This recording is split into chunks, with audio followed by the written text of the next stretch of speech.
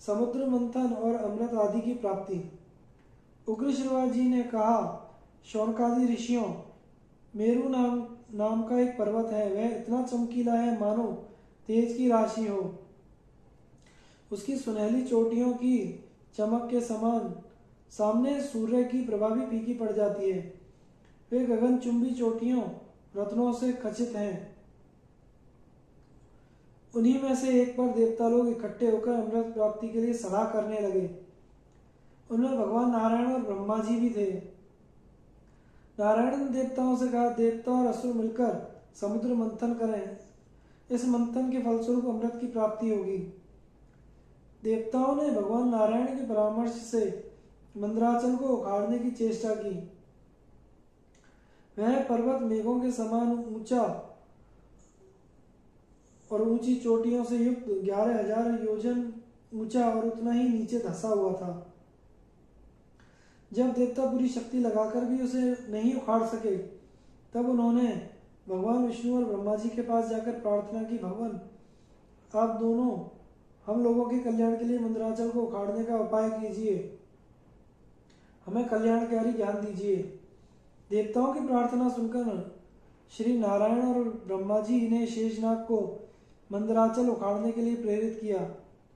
महाबली शेषनाग ने वन और वनवासियों के साथ मंदराचल को उखाड़ लिया। अब वह मंदराचल के साथ देवगण समुद्र तट पर पहुंचे और समुद्र से कहा, हम लोग अमृत के लिए तुम्हारा जल मथेंगे। समुद्र ने कहा, यदि आप लोग अमृत में मेरा भी हिस्सा रखें तो मैं मंदराचल को घुमाने से जो कष्ट होगा वह सह लूंगा। देवताओं और असुरों ने समुद्र की यह बात स्वीकार करके कच्छप राज से कहा, आप इस पर्वत के आधार बनिए। कच्छप राज ने कहा, ठीक है, कहकर मंदराचल को अपनी पीठ पर ले लिया। अब देवराज इंद्र यंत्र के द्वारा मंदराचल को घुमाने लगे। इस प्रकार देवता और असुरों ने मंदराचल की मथानी और वासुकी नाग की डोरी बनाकर समुद्र मंथन का प्रारंभ किया। वासुकी नाग के मुंह की ओर असुर और पूंछ की ओर देवता लोग थे। बार बार खींचे जाने के कारण वासुकी नाग के मुख से धुएं और अग्नि ज्वाला के साथ सांस निकलने लगी। वह सांस थोड़ी देर में ही मेघ बन जाती और वह मेघ थके मांदे देवताओं पर जल बरसाने लगता। पर्वत के शिखर से पुष्पों की झड़ी लग गई। महामेघ के समान गंभीर शब्द होने लगे। पहाड़ पर वृक्ष आपस में टकराकर गिरने लगे। उनकी रगड़ से आग लग गई। इंद्र ने मेघों द्वारा जल बरसवाकर उसे शांत किया। वृक्षों के दूध और औषधियों के रस चू चू कर समुद्र में आने लगे। औषधियों के अमृत के समान प्रभावशाली रस, दूध तथा स्वर्ण में मंदराचल की अनेकों दिव्य प्रभावशाली मणियों के चूने वाले जल के स्पर्श से ही देवता अमृतत्व को प्राप्त होने लगे।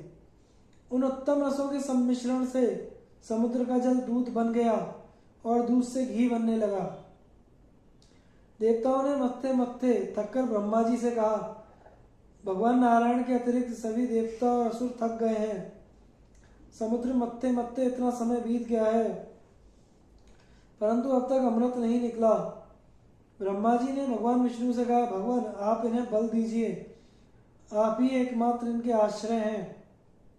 भगवान विष्णु ने कहा, जो लोग इस कार्य में लगे हुए हैं मैं उन्हें बल दे रहा हूं। सब लोग पूरी शक्ति लगाकर मंदराचल को घुमाएं और समुद्र को शुद्ध कर दें।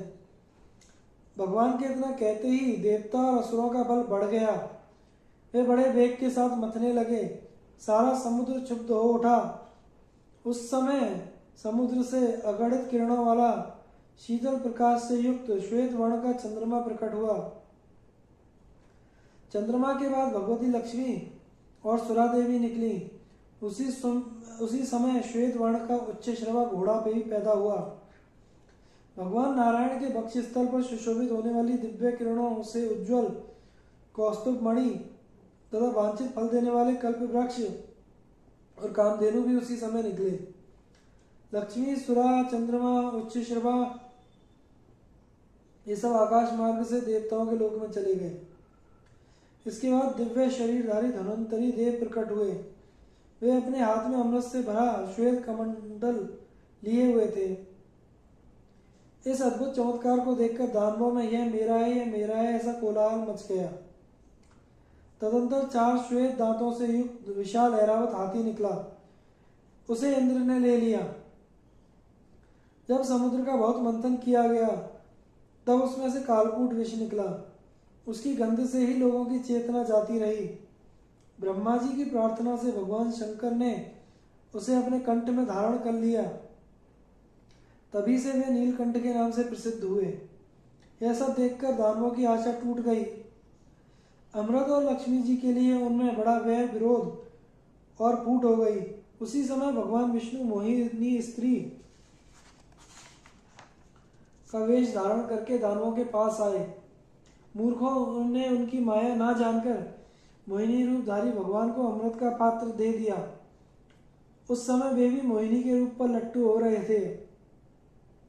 इस प्रकार विष्णु भगवान ने मोहिनी रूप धारण करके दैत्य और दानवों से अमृत छीन लिया और देवताओं ने उनके पास जाकर उसे पी लिया। उसी समय राहु नामक दानव भी देवताओं का रूप धारण करके अमृत पीने लगा। अमृत अभी उसके कंठ तक ही पहुंचा था कि चंद्रमा और सूर्य ने उसका भेद बतला दिया। भगवान विष्णु ने तुरंत ही अपने चक्र से उसका सिर काट डाला। राहु का पर्वत शिखर के समान सिर आकाश में उड़कर गरजने लगा और उसका धड़ पृथ्वी पर गिरकर सबको कपाता हुआ तड़फड़ाने लगा।